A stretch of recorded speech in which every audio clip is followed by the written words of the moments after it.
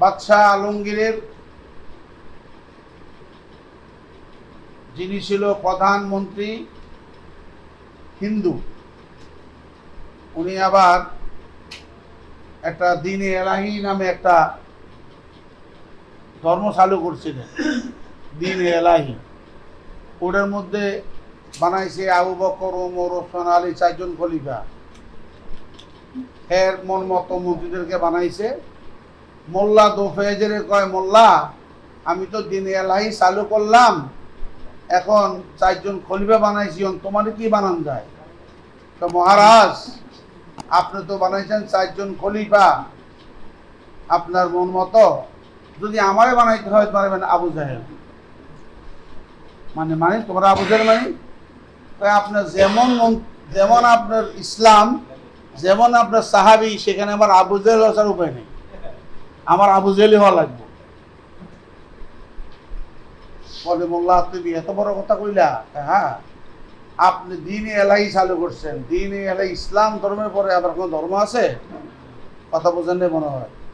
দ্বীন-ই এলাহী একটা নতুন ধর্ম চালু করছিল, আছে না নাই? ডিরেক্ট শেষ। কারণ ইসলাম কার? ইন্না দ্বীনা ইনদাল্লাহিল ইসলাম। অতএব ওই দ্বীন-ই এলাহী চলে নাই। ও একদিন পুকুর পাড় দিয়ে যাচ্ছে, ওর প্রধানমন্ত্রী বিলবরকে বলতেছে, বিলবর এই পুকুরটার মধ্যে কয় কাপ পানি হবে বলতো? রাজা মহাশয়, আমাদের মাথার তাসিরে গেছে। মানে এর মধ্যে কয় কাপ পানি, এটা কি কয়া যায়? 5 কাপ না 10 কাপ না 100 কাপ? উল্টা পাল্টা কথা কন। তুমি কইতে পারবা না? না মহারাজ, আমি বলতে পারবো না এই পুকুরে কয় কাপ পানি। এই সময় বগলের নিচে কিতাব, মাদ্রাসার এক ছাত্র যাইতেছে পাশে দিয়ে। ওটা কিছু, বাবা শোনো শোনো, তুমি কি করো? মাদ্রাসায় পড়ি। তুমি বলতে পারবা এই পুকুরে কয় কাপ পানি? হ্যাঁ পারবো। পারবা? হ্যাঁ পারবো। বলো তো, কাপটা যদি পুকুর সমান হয় 1 কাপ, কাপ যদি পুকুরের অর্ধেক হয় 2 কাপ,